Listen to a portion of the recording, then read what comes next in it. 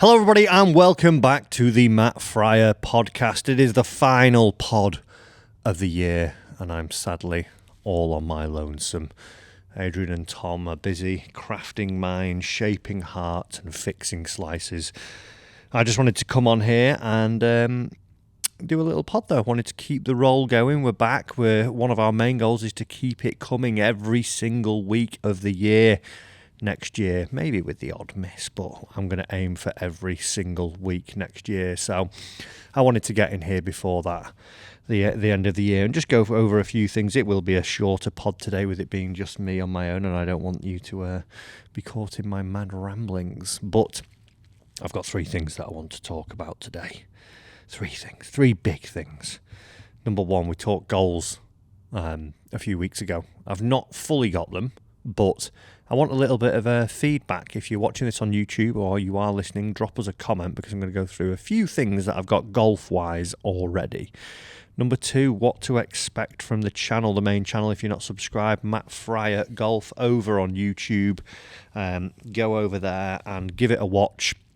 And I'm going to tell you what to expect the first coming months. And also we've got a video in between Christmas and New Year as well. So little insight into that one. And then finally a thank you to round us off heading into the new year. So let's get into the goals. Let's get into them. As we know, I sort of accomplished some of them. I think it was 3 out of the 5 that I did from last season. Some of them were a little bit lofty. Some of them were almost crazy. But so far, these goals that I've now been thinking about over the last few weeks since that episode, these are more to do with my comp playing, because a big part of what we're going to be doing next year is the My First Win series. If you've not seen that yet, do go over. I think there's 10 episodes from this year there was, which focuses around me playing in the Lancashire PGA region and trying to achieve my first individual professional win. So stroke play events and dotted all around Lancashire courses like Hesketh that we've played, Morecambe, Davyhulme, lots of others courses around there. And there's a very similar schedule, but we're buffering it out. Buffering, wrong word. We're building it out next year.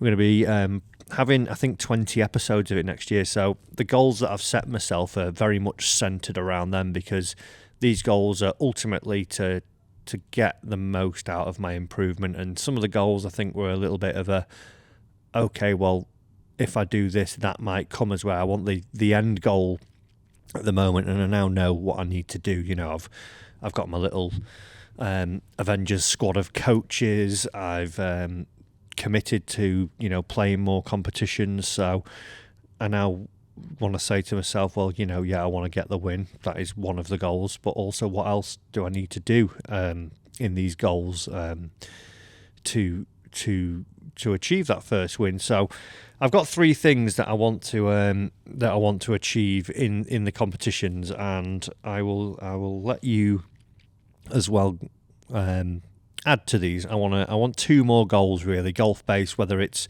we do have a video coming out on like one part of the game, and we've done a bit of work with Super Speed Golf, so we're trying to up my clubhead speed. I won't give away what that is at the moment, but we've set a goal there in that video, so I'll leave that one off. But it might be, to improve my scoring record or something like that. But if you could help out and put a few in as well, that would be very, very helpful. But the 3 things that I want to achieve next year for my golf, number 1 is to get that first win. I want to be an individual stroke play winner. I don't want to be a joint win. That will do. But I want it to be a solo win, not tied first. I want a first place on my own. Out of everyone in that field, I want to do that. So that is number 1. The second goal that I want to achieve, I didn't do it at all this year. I did it in a couple of videos on In the Reds, in matches, and then in some like social comp rounds that I played at the club. But I want to get 3 rounds in competition under par. So like I say, didn't do it. My best score was level par. For the comps that I played in last year, I had 2 level pars, and then my average score, I think it was 3.5 over par. My worst being 6, and then a lot of sort of 3, 4s and 5s as we were going through them. I played 9 competitions in total. Like I say, worst being 6, best being level. So my aim is to get 3 rounds under par, and as I sit and I've thought about it, you say, well, you didn't do it last year. I need to do it. 1 would be great to start off with. But looking at the courses that I'm playing, I should be scoring under par. I should be, if it was any other pro who goes there, they're always under par. If you took a tour player there, they would tear them to the knees. And if I were to go and play socially with my mates, I would think I would score under par. So it's finding that balance of A, being on camera, B, being in a competition, and then finding that mindset and that, right, okay, we'll find the work level and what it is you need to do to get that under. So I think if I do 3 rounds under par out of the 20 that I play, that would be a success for me, given that we've not had 1 yet. So that would be my second goal. And then thirdly, my third goal, I thought about this yesterday, was sort of like attached to this, was thinking, well, okay, well, what would you need to do that? And one thing I was looking at is like my average scoring number for 9 holes, whether it be front 9 or back 9. And it was 36 point, what was it now? 36.3, I think it was. Because you play some of 35, some of 34, blah, blah, blah. So I thought to myself, well, if my average score for 9 holes is 34, that would only be 1 under par. So it's not asking me to shoot, 31, 32, which is crazy, thinking you've got to shoot 5 under each 9. If I can just be 1 under on average for every 9 that I play, if it was a par 35, then you're going to achieve those other ones. So it's sort of like a step in progress to getting the 3 rounds in. So I want my average score for the year for 9 holes to be 34. So I'll monitor that throughout as I'm going through, as I go through the rounds. So those are my 3 goals that I've got noted down: to win 1 event, have 3 rounds under par, and to have an average score for 9 holes to be 34. If you can drop us a comment of what you think my other 2 goals, I want 5 goals, maybe the more process-based goals.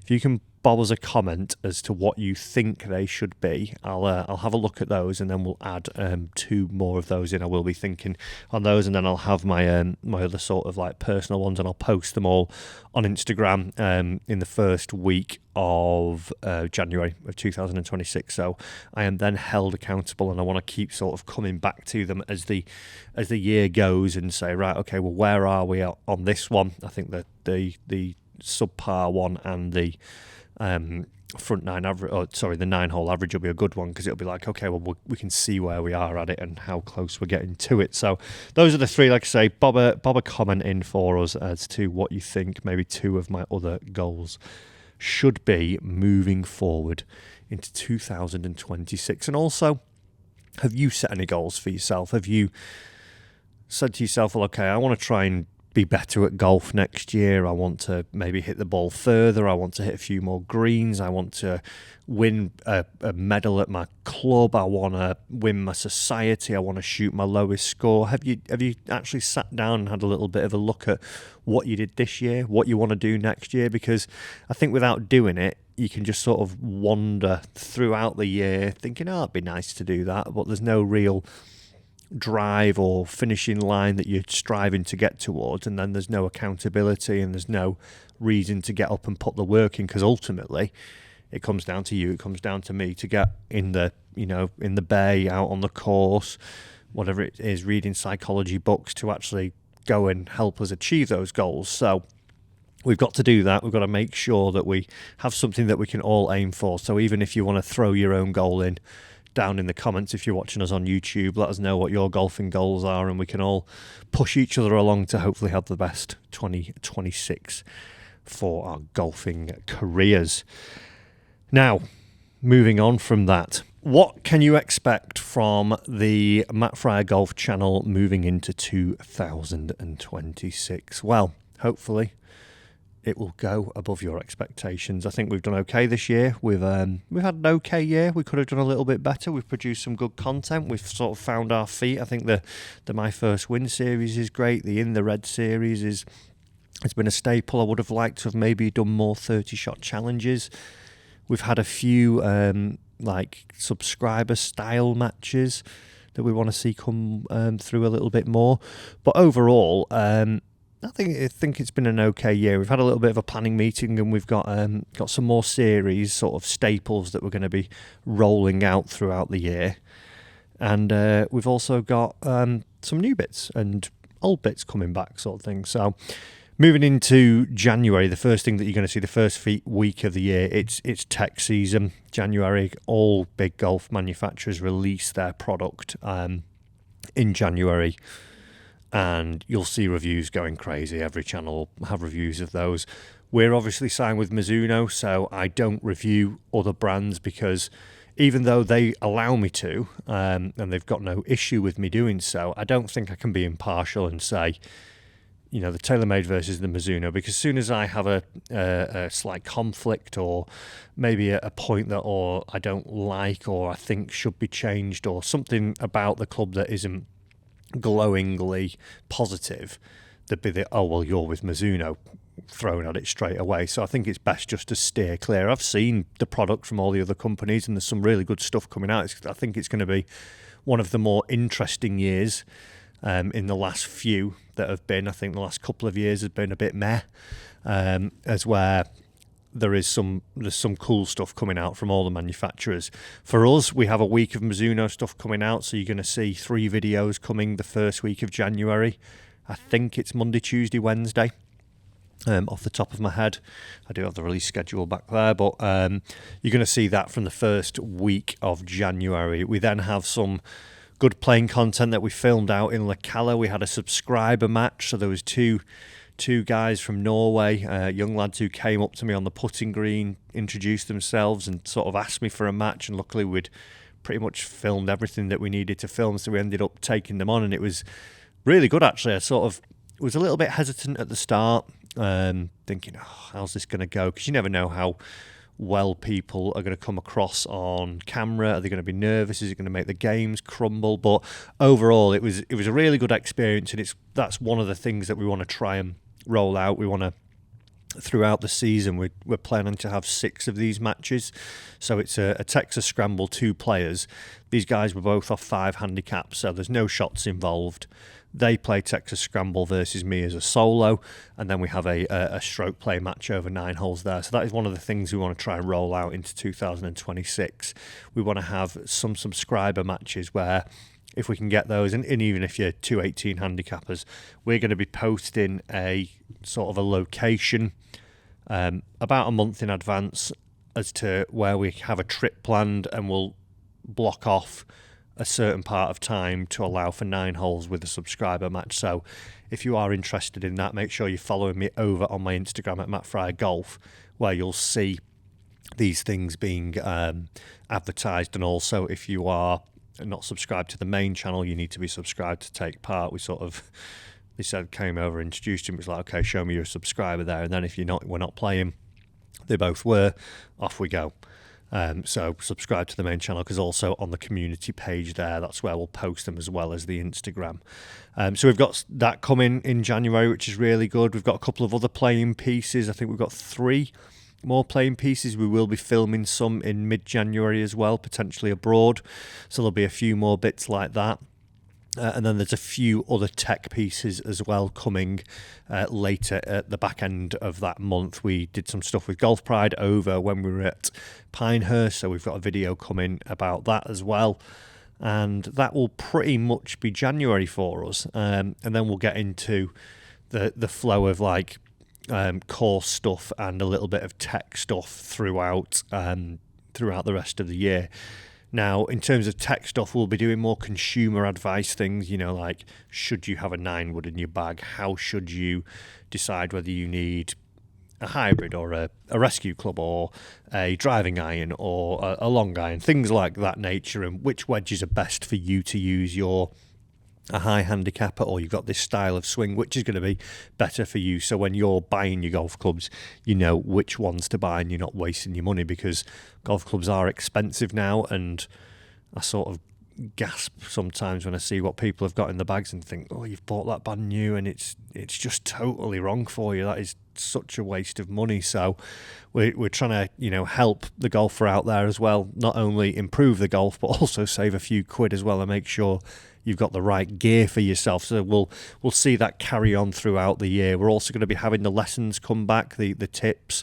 We're trying to do 2 of those a month, maybe 4. But we do, one of my passions is seeing golfers improve and helping golfers and teaching golfers. So whenever I'm around playing with my friends, or seeing people out on the range and they ask for a little tip and things like that, I really do get a buzz from helping golfers, seeing that light switch on and seeing improvement. So although we know that they're not going to be the biggest viewed things on the channel, it's still good for us that we know, in the back we'll have the playing content that we know is sort of the entertainment, the bread and butter now of the channel, but also to have these tips and these little tech pieces that run alongside them that, like I say, aren't record breaking on views, but we know that actually they're the ones that go to helping people a long way.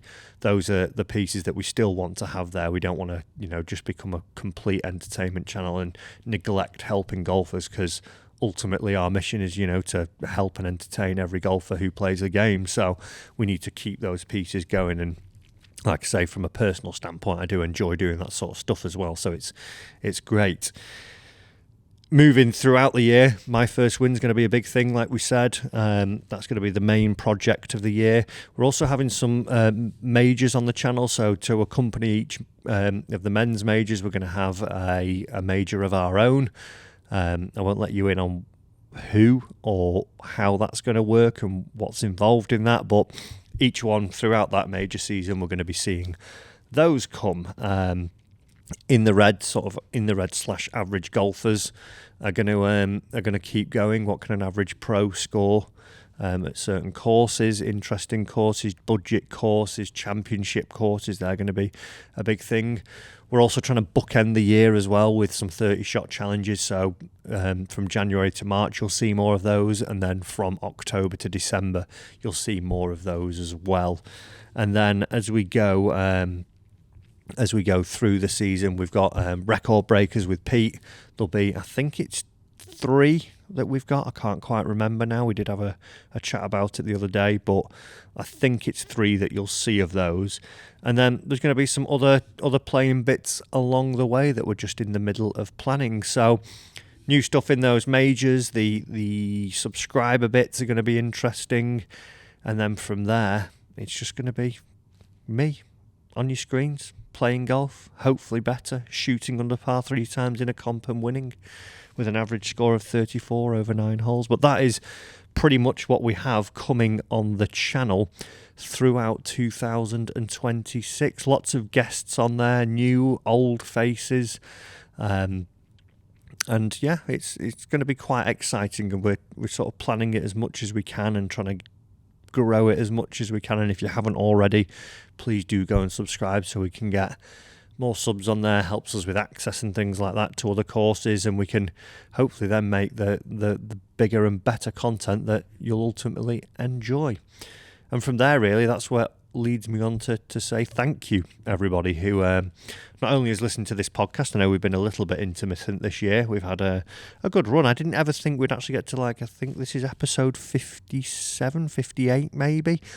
Hopefully I'll be sat here saying I can't believe this is episode 500 at some point. And my only hope is that we keep it consistent throughout the next year, whether it is just me. And if it is just me, I'll try and keep them down a little bit so it's not just me rambling on for 45 minutes of pure nonsense. But ultimately, a big thank you for everyone who listens to this podcast, anyone who watches the main channel, has subscribed to that, following us on our Instagram, our Facebooks. It's because of you guys and girls listening that I get to call this my job. We get to travel the world, play some amazing courses, which has been, very humbling this year, to go to places like Pinehurst and all the other spectacular venues that we have been to play Infinitum the day after Q School with no one else on the golf course was incredible. Probably outside of Pinehurst, that was definitely my favourite experience. Even just being at Q School was just phenomenal. So it's a big thank you to you all that I get to do this, and it's been a real joy this year, and hopefully we can go bigger and better next year, help a few golfers along the way, and have loads of fun. And with that, I guess all that's to say is have a great Christmas with your loved ones. Have a happy new year. Be safe. Don't leave the clubs in the garage for too long. Get them out. Get working. Let's get smashing some goals in 2026. And I'll see you there.